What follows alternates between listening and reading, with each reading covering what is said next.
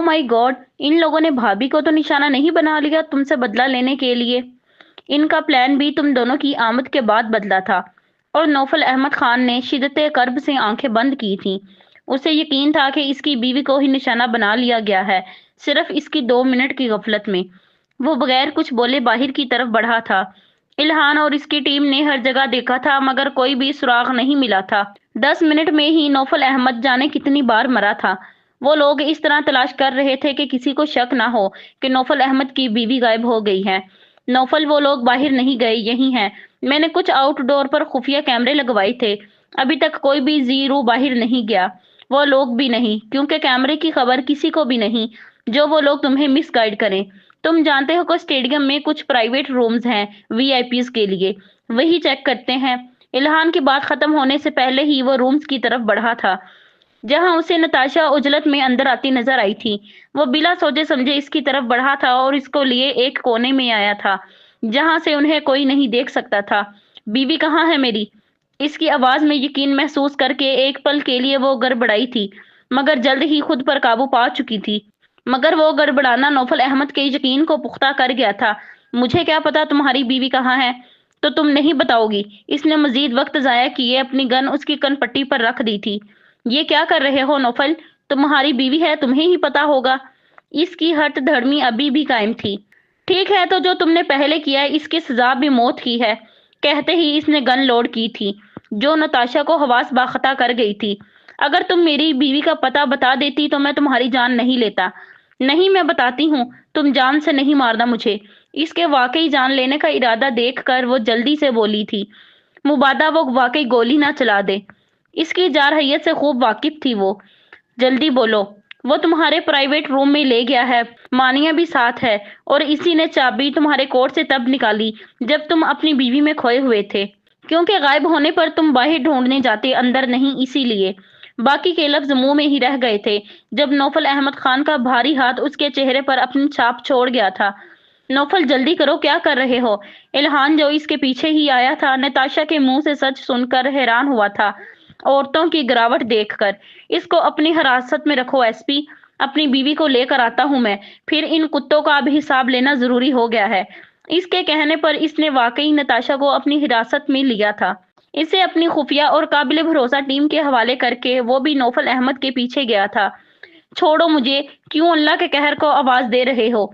यावर कुरैशी की गिरफ्त से रोती तड़पती खुद को आजाद कराने की कोशिश करती हयात उन्हें अल्लाह से डरा रही थी। भूल गई थी जिनके दिलों पर अल्लाह मोहर लगा दे फिर वो हदायत नहीं पाते, बस फिर इन पर अल्लाह की पकड़ सख्त हो जाती है। आप लोगों ने मुझे धोखे से बुलाया, धोखा देने वाला मुसलमान नहीं होता। आप लोग देखना, अल्लाह आपको माफ नहीं करेगा। किसी औरत का पर्दा चाक करने वालों को अल्लाह सख्त सजा देता है, और आप लोग बहुत गंदे हैं, अल्लाह की मार पड़ेगी आप लोगों पर। चुप, बिल्कुल। इडियट, तूने मेरा नौफल हथियाया और कह रही है छोड़ें तुझे? तेरी तो वो हालत करेंगे कि तू सोच भी नहीं सकती। इसके चेहरे पर पै दर पे थप्पड़ बरसाती मानिया चौधरी पागलपन की तमाम हदें पार कर रही थी। रुक जा कमीनी, पहले इसके मजे तो लेने दे, मार मार के ही निढाल करेगी। यावर कुरैशी ने मानिया का उठता हाथ रोका था। या अल्लाह, प्लीज मुझे बचा। कोई तो जमीन पर तूने मेरा मुहाफिज बनाया होगा। ये लोग गंदे हैं। प्लीज अल्लाह, मेरे सारे गुनाहों को माफ कर दे, मुझे इन जालिमों से बचा ले। दादी कहती हैं ना महरम के छूने से जहन्नम की आग वाजिब हो जाती है। आप छोड़ें, मुझे जहन्नम में नहीं जाना। बुलंद आवाज में बोलती वो इसकी गिरफ्त में फड़फड़ा रही थी। कोई बचाने नहीं आएगा तुझे मेरी बुलबुल, और जहन्नम में तो तेरा नौफल जाएगा, तुझे तो हम जन्नत की सैर कराएंगे। तेरा शोहर भी तो ऐसे ही दूसरों की बीवियों के साथ जन्नत की सैर करता है। ये अब उसकी बीवी के साथ हम करेंगे। बेफिक्र रह मेरी कच्ची कली, बड़े आराम से सैर कराऊंगा तुझे। ये देख अपने शोहर के ऐश, बड़े मजे हैं। घर में कली का मजा, बाहर फूलों का। इंतहाई घटिया अल्फाज का इस्तेमाल करता वो हयात पर काबू पाने की कोशिश कर रहा था। वो फटी आंखों से इंतहाई बेहुदा तस्वीरें देख रही थी। इसे लगा था कि अब इसमें जान बाकी नहीं है। जिसने ना कभी ऐसी फहश चीजें देखी ना सुनी, ना ऐसे अल्फाज सुने, ना ऐसा होते देखा, اسے تو اندازہ بھی نہیں تھا یہ غلیظ لوگ اس کے ساتھ کیا کرنے کا ارادہ کر رہے ہیں، مگر اس کی چھٹی حس اسے بہت غلط ہونے کا سگنل دے رہی تھی، اور وہ تو بس اپنے اللہ کو پکار رہی تھی، جس نے صرف چادر کے اترنے پر نوفل احمد کو کیا کیا نہیں سنایا، پھر چہرہ کھولنے پر اسے اپنے رب سے ڈرایا، اور سارا وقت بے حجابی اور اللہ کی ناراضگی کے خوف سے روتی رہی۔ اب بنا سکارف کے، جو یاور قریشی اور مانیہ چودھری کے زبردستی کھینچ کر لانے سے راستے میں ہی کہیں اتر گیا تھا، کیا حالت تھی وہی جانتی تھی، اور اس کا رب۔ مانیہ کیمرہ سیٹ کر جلدی، نوفل احمد کے سرپرائز سے بڑا سرپرائز یہ ویڈیو اس کو دے کر دوں گا، اور تو باہر چلی جا، تیرے سامنے مزہ نہیں آئے گا۔ ایک گندی نظر بکھرے بالوں والی بے حجاب حیات پر ڈالتا وہ مانیہ کو آرڈر کر رہا تھا، جو اس کی بات سن کر فوراً کیمرہ سیٹ کر چکی تھی اور ایک غلیظ طنز بھری نظر ڈال کر باہر نکل چکی تھی۔ اس کے جاتے ہی حیات نے پورا زور لگا کر یاور قریشی کو دھکا دیا تھا، جو سامنے پڑے گلاس ٹیبل سے ٹکرایا تھا، اور اسی موقع سے فائدہ اٹھا کر وہ بھاگنے کو تھی، جب یاور قریشی نے اپنا پیر اس کے پیر میں اٹکا کر اسے گرا دیا تھا، اور وہ منہ کے بل زمین پر گری تھی۔ یاور قریشی غصے سے پھنکارتا اس کی طرف بڑھا تھا، اور بالوں سے پکڑ کر کھڑا کر کے اس کے گلے میں ہاتھ ڈالتا اس کا گاؤن کھینچ گیا تھا، جو آگے سے پھٹتا چلا گیا تھا، اور اس کے ناخنوں کی خراش سے جلد چھلتی چلی گئی تھی، اور اس کے ساتھ ہی حیات کی دل خراش چیخیں نکلی تھیں۔ اتنی بے حجابی اسے مارنے کو کافی تھی۔ یاور قریشی نے اسے بیڈ پر دھکا دیا تھا اور اس کی طرف جھکنا ہی چاہتا تھا، تبھی دروازہ ایک جھٹکے سے کھلتا ہوا دیوار سے ٹکرایا تھا، اور یاور قریشی نوفل احمد خان کو دیکھتا شاکڈ ہو گیا تھا۔ اسے بالکل بھی اندازہ نہیں تھا وہ اتنی جلدی، صرف 20 منٹ میں اس تک پہنچ جائے گا۔ اسے نوفل کو دیکھ کر خوف آیا تھا، جس نے ابھی تک اپنی بیوی کو نہیں دیکھا تھا، مگر یاور قریشی کے لیے وہ موت کا فرشتہ بنا کھڑا تھا۔ اسے حیات کو برباد نہ کرنے کا بھی افسوس تھا کہ وقت ضائع کیے بغیر ہی اپنا کام کر لیتا پہلے، مگر موت اب اسے ڈرا رہی تھی۔ نوفل احمد خان نے اس کے ایک پیر پر فائر کیا تھا اور اسے گھسیٹتا دروازے کے باہر پھینک کر الہان کے حوالے کیا تھا، جو پہلے سے ہی مانیہ کو اپنے قبضے میں لے چکا تھا۔ ایس پی، یہ تینوں نوفل احمد خان کے مجرم ہیں، اس کی بیوی کے مجرم، تو سزا بھی ان کے لیے نوفل احمد خان ہی طے کرے گا۔ یہ صرف تمہارے پاس امانت ہیں، صرف 3-4 گھنٹے انہیں اپنے پاس رکھو، اس کے بعد میرے حوالے۔ اس کے خوفناک انداز پر ایس پی بھی خوف زدہ ہوا تھا۔ اسے یقین تھا کہ یہ تینوں اپنے انجام کو پہنچنے والے ہیں۔ نوفل احمد کسی بڑے نقصان سے بچنے پر اندر تک پرسکون ہو گیا تھا۔ پلٹ کر حیات کی طرف دیکھا تھا، جو ساکت بیٹھی اسے اجنبی نظروں سے دیکھ رہی تھی، جیسے کہ پہچانتی ہی نہ ہو۔ اس نے اس کا جائزہ لیا تھا اور یہ اس کے لیے کسی قیامت سے کم نہیں تھا۔ آج اس نے اس کے بازوؤں کو دیکھنے کی خواہش کی تھی، اور اس کا دل چاہا تھا خود کو شوٹ کر لے ایسی خواہش پر، جو اس انداز میں پوری ہوئی تھی۔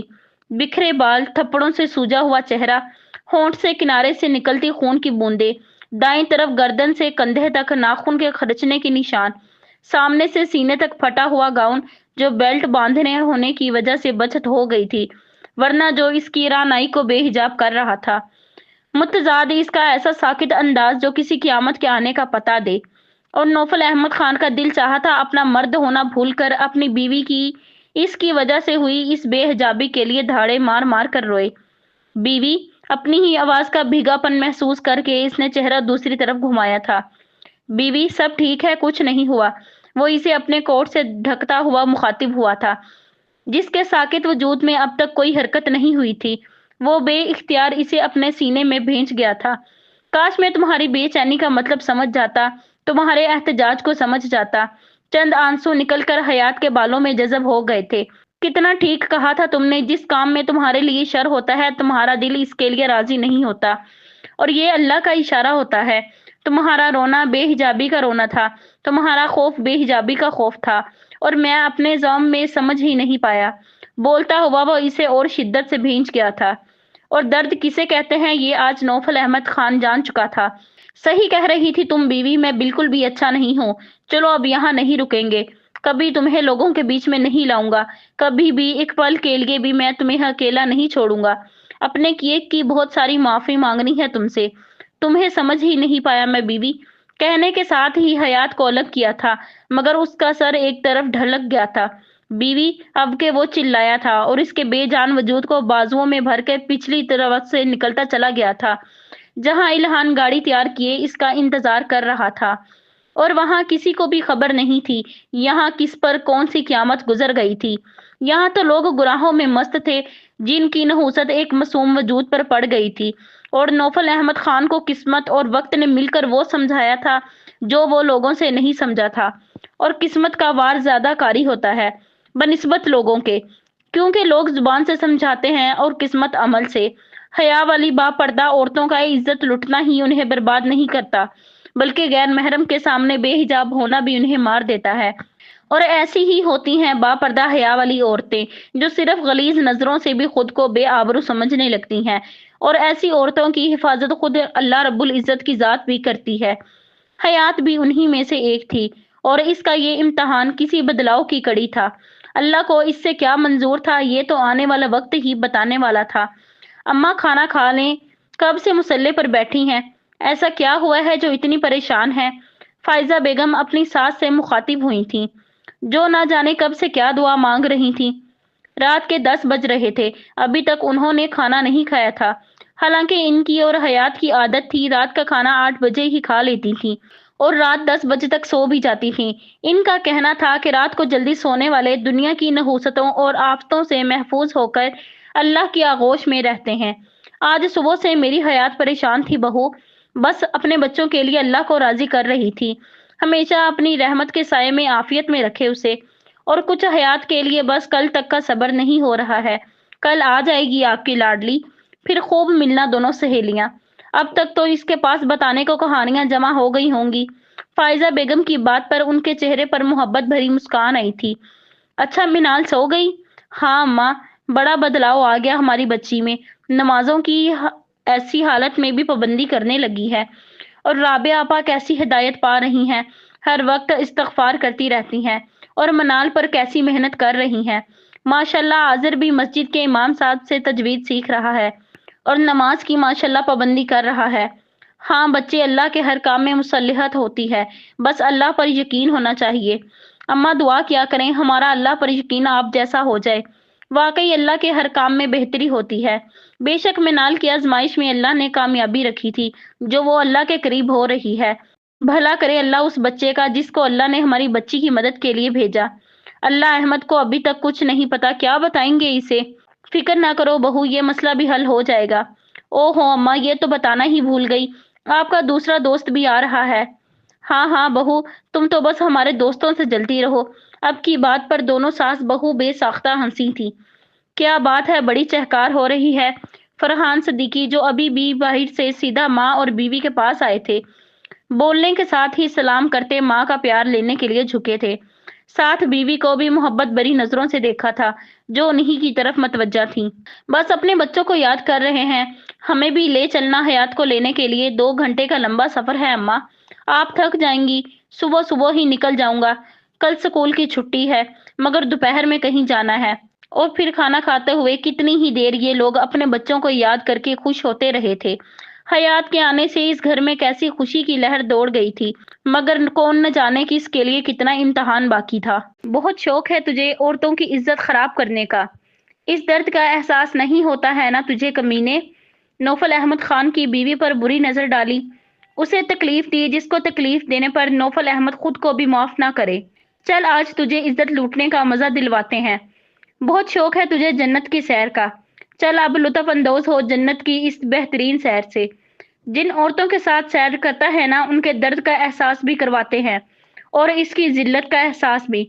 यावर कुरैशी के पैर पर जहां इसने गोली मारी थी, अपने पैर से मसलता वो फनकारा था, जिससे यावर कुरैशी की दर्दनाक चीखें इस रूम में गूंज रही थीं। और इसके फनकार में क्या था कि यावर कुरैशी तो यावर कुरैशी, खुद एसपी इल्हान भी खौफ ज़दा हुआ था। वो नहीं जानता था कि अब क्या होने वाला है। इस वक्त तो वो सिर्फ तमाशाई था।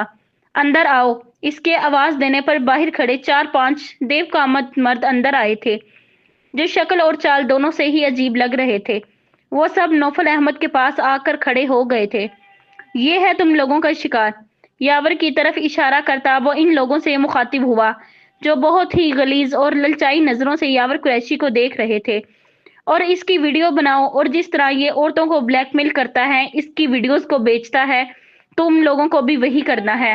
اور یاد رہے، اس پر ذرا بھی رحم کھایا تو نوفل احمد تم پر رحم نہیں کھائے گا۔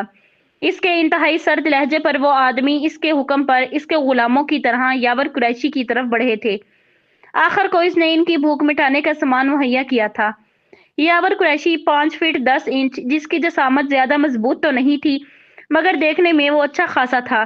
ان آدمیوں کی حقیقت جان کر الہان نے جھڑجھڑی لی تھی۔ اس کی سوچ سے بھی بڑی سزا اس نے یاور قریشی کے لیے سوچی تھی۔ نہیں نوفل، مجھے ان کے حوالے مت کرو، کل کی طرح مار لو۔ ان دیو کامت مرد کی شکل میں دوسری مخلوق کو اپنی طرف بڑھتا دیکھ کر نوفل احمد کے پیروں میں گرا تھا۔ میری بیوی بھی ایسے ہی تڑپ رہی تھی تم سے بچنے کے لیے، اس کو اس کے رب نے بچا لیا، مگر اور نہ جانے کتنی عورتوں کو تو نے روندا ہے۔ ان سب کا درد اب محسوس ہوگا تجھے۔ جیسے تو نے ان پر رحم نہیں کیا تھا، اب تجھ پر بھی رحم نہیں کیا جائے گا۔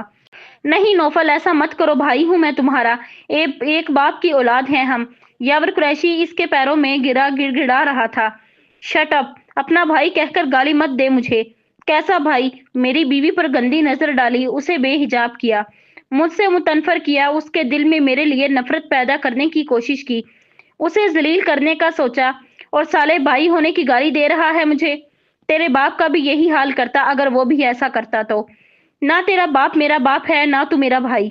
اسے ایک زوردار ٹھوکر ماری تھی جس سے وہ ان آدمیوں کے قدموں میں جا گرا تھا، جو ایک پل کی بھی دیر کیے بغیر ان لوگوں کی موجودگی کی پرواہ کیے بنا ہی ٹوٹ پڑے تھے۔ نوفل احمد نے ایک کونے میں کھڑی تھر تھر کانپتی مانیہ چودھری اور نتاشا کی طرف دیکھا تھا، اور الہان کو انہیں باہر لانے کا اشارہ کرتا باہر نکل گیا تھا۔ پورے روم میں ایسی ہی آوازیں گونج رہی تھیں جو یاور قریشی کی درندگی کا شکار عورتوں کی گونجتی تھیں، اور باہر نکل کر اس نے مانیہ چودھری کے چہرے پر ویسے ہی تھپڑ برسائے تھے جیسے اس نے اس کی بیوی کو مارے تھے۔ اس کے مضبوط ہاتھوں کے تھپڑ سے مانیہ چودھری درد کے احساس سے دوہری ہو گئی تھی۔ یہ وہ ذلیل عورتیں ہیں جو عورت کے نام پر کلنک لگا رہی ہیں۔ صرف ایک ہفتہ انہیں ان کے جرم کا احساس کرواؤ، جیسے یہ بے قصور عورتوں کے ساتھ کرتی ہیں۔ کھانا پینا کچھ نہیں۔ ہٹلر نما لیڈی کانسٹیبل کے حوالے کرتا وہ ان دونوں کے لیے بھی سزا متعین کر گیا تھا۔ اور یاد رہے، تم لوگوں کو اپنی ڈیوٹی ایمانداری سے کرنی ہے۔ اب دیکھنا ہے کہ کتنے ایماندار ہو تم لوگ اپنے ملک اور اپنی نسوانیت سے، اپنے ملک کی بے قصور عورتوں سے جو ان جیسی گھٹیا عورتوں کی وجہ سے مظالم کی بھینٹ چڑھتی ہیں۔ ان دونوں لیڈی کانسٹیبل کو للکارتا وہ اپنے چہرے پر رومال باندھ کر اپنے گھر کی طرف روانہ ہو گیا تھا۔ اس کا کام ہو چکا تھا، اس کی بیوی کے مجرموں کو ان کے کیے کی سزا مل رہی تھی۔ نوفل، تم اتنے ڈینجر ہو یار، کیسی سزا متعین کی ہے ان لوگوں کے لیے؟ واللہ میرا دل ابھی تک خوف زدہ ہے۔ کب سے خاموش تماشائی بنا الہان اب زبان کھولی تھی۔ اگر تم پولیس والے ان ایسے کتوں کو ان کے انجام تک خود پہنچاؤ، ان کے جرم کی جیسی سزا ان کو دو، تو عام آدمی کبھی بھی ان کے مظالم کی چکی میں نہ پسے۔ اچھے لوگوں کو برا تم لوگ بناتے ہو، یہ دو کوری کے لٹیرے نہیں۔ میرا ایسا سزا دینے کا دل تو سالے پولیس والے کتوں کو کرتا ہے، جن کی کمینگی کی وجہ سے عورتیں محفوظ نہیں ہیں، جو ایسے ریپسٹ لوگوں کو شہ دے رہے ہیں۔ وہ بول نہیں رہا تھا، پھنکار رہا تھا، اس کا لہجہ پولیس والوں کی نفرت میں آگ برسا رہا تھا۔ تم مجھے بھی ایسا کہہ رہے ہو کیا؟ ایس پی الہان جانتا تھا کہ نوفل احمد غلط نہیں کہہ رہا۔ اصل لٹیرے تو ملک کی رکھوالی کرنے والے پولیس کی وردی میں یہ بھیڑیے ہی ہیں۔ تمہاری ایمانداری اپنی آنکھوں سے نہ دیکھی ہوتی تو یہ جملے تمہارے لیے بھی تھے۔ جس دن تمہاری غداری نظر آ گئی اس دن تمہیں گولی میں خود مار دوں گا۔ کیوں ڈرا رہے ہو یار؟ اب تو سکون کی سانس لے لو، دے چکے تم بھابھی کو تکلیف دینے والوں کو سزا۔ الہان کے کہنے پر اسے حیات کا صبح کا تڑپنا، فریاد کرنا، رونا بلکنا کیا کیا یاد نہیں آیا تھا۔ اس کے پاس جلد سے جلد پہنچنے کی خواہش زور پکڑتی جا رہی تھی۔ وہ اسے خود میں سمو کر بتانا چاہتا تھا کہ اس کے مجرموں کو سزا دے آیا ہے۔ بے اختیاری میں سرزرد ہوئی اس کی بے خودی، بار بار حیات کے سوجے گالوں کو چومنا، جیسے اس کے درد کو کم کرنے کی کوشش میں تھا، اس کے سر پر بوسے دیتے رہنا، اور اس کی رکتی سانسوں کو جوڑنے والا دیر تک کیا گیا عمل، روتی بلکتی حیات کو اپنے باہوں میں سمیٹنا، گاڑی میں اس کے بے ہوش وجود کو بچوں کی طرح اپنے گود میں سنبھالے رکھنا، سارے منظر ایک فلم کی طرح اس کی آنکھوں میں چلنے لگے تھے۔ اس کے احساس اس کے لمس سے سرشار ہوتا، وہ سیٹ کی بیک کے ساتھ ٹیک لگاتا آنکھیں موند گیا تھا، اور الہان اس کے چہرے پر آئے سکون کو دیکھ کر خود بھی پرسکون ہو رہا تھا۔ وہ جانتا تھا نوفل احمد نے کل سے اب تک پانی کا ایک قطرہ بھی منہ میں نہیں ڈالا۔ اپنی تھکن بھوک پیاس سے بے پرواہ وہ بس اپنی بیوی کے لیے پاگل ہو رہا تھا۔ اس کی اس دیوانگی پر اسے رشک آیا تھا جس میں انتہا سے زیادہ وہ پاکیزگی دیکھ رہا تھا۔ رات اپنی بیوی کو بھی اس سے چھپانا اس سے مخفی نہیں رہا تھا۔ رات کی پارٹی سے اچانک اس کے غائب ہونے سے جو نقصان ہوتا اسے اس کی بھی پرواہ نہیں تھی۔ نہ اسے اپنی فلم کی پرواہ تھی نہ لوگوں کی۔ وہ ساری دنیا کو بھولے بس اپنی بیوی کی فکر میں ہلکان ہو رہا تھا۔ عشق کی اس حد سے تو وہ خود بھی ابھی تک انجان تھا۔ وہ پہلے بھی کسی کی پرواہ نہیں کرتا تھا اور اب تو معاملہ اس کی بیوی کا تھا تو پھر دنیا اس کے لیے کس کھاتے میں آتی۔ وہ سرشار سا اپنی بیوی سے ملنے کی چاہ میں تیزی سے اپنے گھر کی طرف بڑھ رہا تھا۔ لفٹ کھلتے ہی وہ الہان کی پرواہ کیے بنا گھر میں داخل ہوا تھا۔ 2 گھنٹے بعد واپس آیا تھا وہ، جہاں ایک اور تکلیف دہ خبر اس کی منتظر تھی۔ ابھی اس کے امتحان پورے نہیں ہوئے تھے۔ ابھی تو اسے اور بہت کچھ سہنا تھا۔ ڈاکٹر عائشہ کی پریشان شکل اور متضاد ان کا رونا۔ وہ کسی انہونی کے خیال سے ان سے بنا کچھ پوچھے اپنے روم میں داخل ہو گیا تھا، جہاں خالی کمرہ اس کا منہ چڑھا رہا تھا۔ اس نے واش روم، بالکنی، ٹیرس، یہاں تک کہ وہ اس کو اپنے مخصوص انداز میں زور زور سے پکارتا پورے گھر میں ڈھونڈ چکا تھا، مگر ابھی تک وہ ڈاکٹر عائشہ سے پوچھنے کی ہمت نہیں کر پایا تھا۔ وہ دونوں اسے دیوانوں کی طرح پورے گھر میں چکراتے دیکھ رہے تھے۔ نوفل، ڈاکٹر عائشہ کو پتا ہوگا بھابھی کہاں ہے، تم ان سے کیوں نہیں پوچھ رہے ہو؟ ایس پی الہان نے اسے پکڑ کر جھنجھوڑا تھا۔ وہ یہی ہے، بس مجھ سے ناراض ہے اس لیے میرے سامنے نہیں آ رہی ہے۔ وہ ان سے پوچھ کر اپنے بدترین خیال کو سچ ہوتے نہیں دیکھنا چاہتا تھا۔ اسے حیات کی ضرورت تھی بے تحاشا اور بے حساب۔ وہ اسے ہر حال میں چاہیے تھی۔ بیوی، ایک بار اور پکارتا وہ اسے ڈھونڈنے کے ارادے سے بڑھا تھا جب ڈاکٹر عائشہ اس کے سامنے آ کر اس کا راستہ روک گئی تھی۔ حیات یہاں نہیں ہے نوفل، اس کے پاپا اسے 1 گھنٹہ پہلے لے کر جا چکے ہیں۔ اس کے بدترین خیال کی تصدیق ہو گئی تھی اور وہ چلی گئی۔ اسے اپنی آواز میں اجنبی لگی تھی۔ اسے نہیں پتا وہ بے ہوش تھی اور وہ اسے ایسے ہی لے گئے۔ میں نے بہت روکنے کی کوشش کی، تمہارا انتظار کرنے کا کہا، مگر انہوں نے کہا کہ اب حیات سے تمہارا کوئی تعلق نہیں ہے۔ وہ جلدی طلاق کے کاغذات بھیجیں گے تمہیں۔ اگر تم نہیں مانے تو وہ پھر اپنی بیٹی پر ہوئے ظلم کے لیے تم پر کیس کر دیں گے۔ انہوں نے اس کی طرف دیکھا تھا جس کے چہرے پہ کچھ دیر پہلے کی سرشاری اب وحشتناک سنجیدگی میں بدل گئی تھی۔ ایک ہی نقطہ پر اس کی سرد نگاہیں جمی ہوئی تھی۔ اس کا چہرہ اب غصے سے سرخ ہوتا جا رہا تھا۔ الہان ایک بار پھر سے خاموش تماشائی بنا سب سمجھنے کی کوشش کر رہا تھا۔ انہوں نے ایسا کیوں کہا نوفل؟ تم نے ایسا کیا کیا کہ وہ تم سے اس درجہ متنفر ہیں کہ انہیں لگا حیات کی یہ حالت تمہاری وجہ سے ہے؟ ڈاکٹر عائشہ کے سوال پر اس نے بے تاثر نظروں سے انہیں دیکھا تھا، پھر کچھ بھی بولے بغیر اپنے روم میں بند ہو گیا تھا۔ الہان، کیا نوفل کو کبھی خوشی نصیب نہیں ہوگی؟ کیا یہ ایسے زندگی بھر دنیا سے بیزار ہو کر گزار دے گا؟ اب کے لہجے میں نوفل کے محبت اور فکر دونوں تھی۔ کچھ تو غلط ہوا تھا جو یہ حالات تھے۔ جو بھی تھا مگر پھر بھی وہ اس کے لیے فکر مند تھی۔ میں بھی آپ کی طرح اس ہسٹری سے انجان ہوں، آپ فکر نہ کریں، میں کوشش کرتا ہوں۔ ڈاکٹر عائشہ کو تسلی دیتا وہ نوفل کی اندرونی کیفیت سے پریشان اسی کے بارے میں سوچ رہا تھا۔ وہ جانتا تھا اب تک اس کے روم کی حالت بگڑ چکی ہوگی اور وہ اپنے درد میں کتنے گھنٹے بسر کرے گا وہ بھی نہیں جانتا تھا۔ اتنا تو پتا تھا اسے کہ وہ کچھ بھی کر لے نوفل احمد دروازہ نہیں کھولے گا، اور اس پورے گھر میں اس کا واحد روم تھا جس کی کوئی ڈپلیکیٹ چابی نہیں تھی۔ مجھے پتا ہے تاریخ کو ڈیٹ کہتے ہیں۔ ہنی مون کہاں ہے؟ دیکھنا اللہ آپ کو ہی سزا دے گا۔ ٹیبل کی طرح مجھے بھی گرانے والے تھے آپ۔ وہ تو میں آپ کی گود میں ہی گر گئی۔ اس نے میرے کپڑے سب گندے ہیں، آپ بھی بہت گندے ہیں۔ اس نے مجھے چھوا گندا کیا، مجھے نہیں دیکھنا، میں آپ کے ساتھ نہیں رہوں گی، بات بھی نہیں کروں گی۔ کتنی آوازیں اس کے گرد گونج رہی تھیں۔ 15 دن پہلے جس لڑکی کا نہ کوئی وجود، نہ کوئی پہچان، نہ کوئی احساس اس کی زندگی میں تھا، 15 دن میں ہی وہ لڑکی اسے اپنی معصومیت، اپنی باتوں، اپنی ناراضگی سے اپنا دیوانہ کر گئی تھی۔ کیا کوئی اتنے کم وقت میں کسی کو اتنا دیوانہ کر سکتا ہے؟ الہان کی سوچ کے مطابق پورا روم الٹ چکا تھا اور وہ ہارے ہوئے جواری کی طرح فرش پر بیٹھا ہوا تھا۔ 2-3 گھنٹے گزر چکے تھے مگر اسے کوئی احساس نہیں تھا۔ بیوی تھک کر اسے پکارا تھا اور پھر سر بیڈ کے کنارے پر ٹکا دیا تھا۔ شدت کرب سے آنکھیں میچی ہوئی تھیں اور کتنے ہی آنسو اس کے بالوں میں جذب ہو گئے تھے۔ جس گھر میں اس کے آنے کی خوشی میں اس کی پسند کے پکوان بن رہے تھے، جس کی آمد کی خوشی ہر ایک کو خوش کر رہی تھی۔ اب وہاں ایسا ہولناک سناٹا تھا، گویا کوئی ذی روح موجود ہی نہ ہو۔ کسی میں بھی تو زندگی کا احساس نہیں جاگ رہا تھا، وہ ابھی بھی بے ہوش تھی۔ سب گھر والے اس کے گرد ایسے بیٹھے تھے جیسے اگر اٹھے تو کوئی انہونی نہ ہو جائے، اور اس کی دوست، اس کی دادی تسبیح پڑھتی نہ جانے کیا کیا پڑھ کر پھونک رہی تھی، اور آنکھ سے آنسو لڑیوں کی صورت میں بہہ رہے تھے۔ کسی بہت منحوس احساس سے وہ دھیرے دھیرے آنکھیں کھول رہی تھی، اپنے بہت قریب جھکی اپنی دادی کو بنا پلک جھپکائے دیکھ رہی تھی، گویا حقیقت ہے یا خواب۔ چاروں طرف نظر گھمائی تھی، اس کے پاپا اس کے بائیں طرف بیٹھے کچھ پڑھ رہے تھے، اس کی ماں اس کا ہاتھ سہلا رہی تھی، رابعہ پھپھو بھی اس کے پاس بیٹھی تھی، اس کا بھائی اس کے پیر پر کچھ مل رہا تھا، اس کی دادی اس پر جھکی کچھ پڑھ کر پھونک رہی تھی، ایک ہاتھ اس کے سر پر تھا، اور پھر اسے ایک پل لگا تھا یہ سمجھنے میں کہ وہ اپنے گھر اپنوں کے درمیان ہے، اپنوں کی دعاؤں کے حصار میں ہے، اور پھر دادی کے گلے لگ کر جو وہ روئی تھی تو سب کو رلا گئی تھی۔ ہر کوئی اسے لپٹا لپٹا کر رو رہا تھا۔ جہاں اس کے ہوش میں آنے کی خوشی تھی، وہیں اس کی حالت سب کا دل چیر رہی تھی، اور وہ دادی سے لپٹی خود پر بیتنے والی داستان سنا رہی تھی۔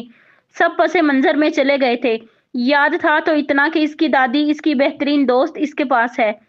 اتنا کچھ ہو گیا، کوئی ہماری گڑیا سے زبردستی گن پوائنٹ پر نکاح کر گیا، اس کا ایسا حال کر دیا جسے ہم نے تیز نگاہ سے دیکھا تک نہیں، اور مجھے کسی نے بتانا بھی ضروری نہیں سمجھا، اور اگر میں سرپرائز دینے کے چکر میں آج بھی نہ آتا تو کسی نے مجھے نہیں بتانا تھا۔ چھوڑوں گا نہیں میں اس نوفل احمد خان کو، نہ اس بدبخت کو۔ احمد جس کی حیات میں جان بستی تھی، بتی کی طرح آگ بگولا ہو رہا تھا۔ جذبات پر قابو رکھو احمد، معاملے کو سمجھنے دو، پھر سوچیں گے کیا کرنا ہے۔ کچھ معاملہ نہیں سمجھنا اماں، میں اپنی بچی کو اس دلدل میں نہیں جانے دوں گا۔ تب تو کچھ نہیں کر پایا تھا، مگر اب اور نہیں۔ فرحان صدیقی نے بھی احمد کا ساتھ دیا تھا۔ حیات میری بچی، دادی کے چیخنے پر سب اس کی طرف متوجہ ہوئے تھے، جو گہرے گہرے سانس لے رہی تھی، اور پھر خود کو چھپانے کی کوشش کرنے لگی تھی۔ اسے اپنی بے حجابی یاد آ رہی تھی، جو وہ چاہ کر بھی نہیں بتا پا رہی تھی۔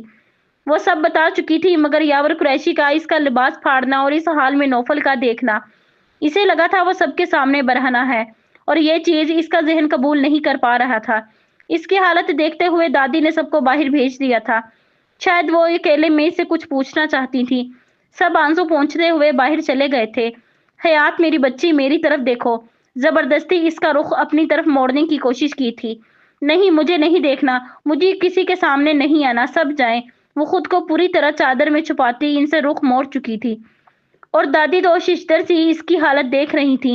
اے اللہ، میں تیرے کس فیصلے سے نا امید نہیں، ابھی بھی نہیں ہوں۔ اے اللہ، تیری مصلحت کیا ہے ہم نہیں جانتے، بس یہ تکلیف بڑا درد دے رہی ہے۔ اے اللہ، ہمیں تیرے صابر اور شاکر بندوں میں کر دے۔ اے اللہ، 2 دن سے میری بچی ہر ایک کے سامنے آنے سے خوف زدہ ہے، مگر تیرے سامنے اس نے جھکنے میں کوئی کمی نہیں کی۔ تو اس کا حال جانتا ہے، مولا اس کی مدد کر، اسے سکون دے، اس کے حق میں اپنی رضا کے فیصلے اتار دے۔ اس کے ماں باپ، بہن بھائی سب اس کی حالت سے پریشان ہیں۔ اپنی بچی کی تکلیف نے انہیں جذباتی بنا دیا ہے۔ اے اللہ، تو ہمارے کسی غلط فیصلے کے لینے سے پہلے اپنا فیصلہ اتار دے۔ اے اللہ، تیرے بندے کم عقل ہیں، جذباتی ہیں، محبت میں غلط قدم بھی اٹھا لیتے ہیں۔ تو ہمارے قدموں، ہمارے فیصلوں کو اپنی رضا کی جانب موڑ دے۔ تو معصوموں سے بہت محبت رکھتا ہے، اور تو جانتا ہے میری بچی بہت معصوم ہے۔ بچپن میں میں نے اسے کہا تھا کہ نامحرم کے چھونے سے گندے ہو جاتے ہیں، اور یہ چیز وہ آج تک نہیں بھولی۔ اسے لگتا ہے وہ گندی ہو گئی ہے، اسے ایک غلیظ مرد نے گندے طریقے سے چھوا ہے۔ اے اللہ، پاک ذات ہے تیری، پاک کر دے اسے۔ تو اس پر رحم کر، اس کی مدد کر، اس کے لیے عافیت کا فیصلہ کر دے۔ وہ انسانوں سے خوف زدہ ہو رہی ہے، تو اس کا رب ہے جس سے وہ خوف زدہ نہیں ہے۔ اسے تیرے سامنے میں نے سجدے میں روتے دیکھا ہے، تو اسے تنہا نہ چھوڑ، اس کو اس تکلیف سے نکال دے۔ تہجد میں سجدے میں گری وہ اللہ سے فریاد کناں تھی، اور وہ جانتی تھی سب اپنے کمروں میں اللہ کے سامنے جھکے ہوئے ہوں گے۔ حیات ان کی زندگی کا محور تھی، جو ان سب کو ایک جگہ ملا دیتی تھی، یہاں تک کہ وہ لوگ اللہ سے بھی اور قریب ہوتے جاتے تھے۔ تو پھر اللہ اپنے ایسے بندوں کی فریاد کو کیسے رد کرے گا؟ اس بندی کو کیسے تنہا چھوڑ دے گا جو اس کی طے کردہ حدود میں زندگی گزارتی آئی ہے، اور اس آزمائش میں جس میں اس کی کوئی غلطی نہیں، جو اس آزمائش کا مطلب تک نہیں جانتی، اسے بس بے حجابی اور نامحرم کا چھونا رلا رہا ہے۔ میں آپ سے دور جا رہی ہوں، اب میں آپ کے ساتھ نہیں رہوں گی، آپ حرام کے کاموں میں ملوث ہیں، کیا فائدہ آپ کے ساتھ رہنے کا، حرام کھاتے ہیں، حرام کماتے ہیں، عورتوں کو بے پردہ کرتے ہیں۔ میری زندگی آپ کے ساتھ سیف نہیں ہے، اس لیے میں آپ سے دور جا رہی ہوں۔ آپ میرے گناہ گار ہیں، جا رہی ہوں میں۔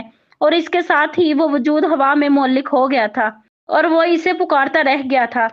اور یہ تو روز ہو رہا تھا، اس کی جیسے ہی آنکھ لگتی، حیات سے جدا ہونے کے خواب اسے سونے نہیں دیتے تھے۔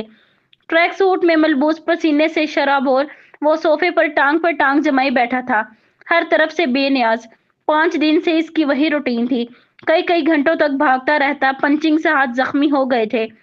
کھانا الہان زبردستی کھلاتا، جو وہ برائے نام ہی کھاتا تھا۔ ایک لفظ بھی اس کے منہ سے نہ نکلا تھا۔ خاموشی کا ایسا قفل لگا تھا جو کھلنے کا نام ہی نہیں لے رہا تھا۔ مگر پھر بھی الہان نے اسے تنہا نہیں چھوڑا تھا۔ وہ خود بھی ہی باتیں کرتا، اسے بولنے پر اکساتا رہتا۔ 5 دن میں ہی اسے لگنے لگا تھا وہ کسی بت کے ساتھ رہ رہا ہے۔ 5 دن سے وہ مکمل طور پر دنیا سے کٹ گیا تھا۔ ڈائریکٹرز کے فون پر فون آ رہے تھے، مگر اسے کوئی فرق نہیں پڑ رہا تھا۔ کیا اسے اپنی بیوی کے جانے کا ایسا صدمہ عشق کی علامت نہیں تھا؟ نوفل، چلو ناشتہ کر لو۔ اس کا ہاتھ پکڑ کر اسے اٹھایا تھا۔ وہ خاموشی سے اٹھ کر ڈائننگ ٹیبل پر آیا تھا۔ 11 بج رہے تھے، اسے وقت کا کوئی احساس ہی نہیں رہا تھا۔ کب تک ایسے رہو گے؟ جا کر لے آؤ بھابھی کو، حق رکھتے ہو تم انہیں زبردستی لانے کا بھی۔ اور زبردستی کے نام پر اسے اپنے نکاح کا دن یاد آیا تھا، کیسے وہ زبردستی گن پوائنٹ پر اسے اپنی زندگی میں لایا تھا اور پھر اسے اس کی زندگی ہی بنا گیا تھا۔ یہ اس وقت کون آ گیا؟ بیل کی آواز پر الہان دروازے کی سمت بڑھا تھا، اور اگر اسے پتا ہوتا دروازہ کھولنا نوفل احمد خان کے لیے ایک اور قیامت لائے گا تو وہ کبھی بھی دروازہ نہیں کھولتا۔ تمہارے لیے انویلپ آیا ہے، دیکھ لو، ہو سکتا ہے ضروری ہو کچھ۔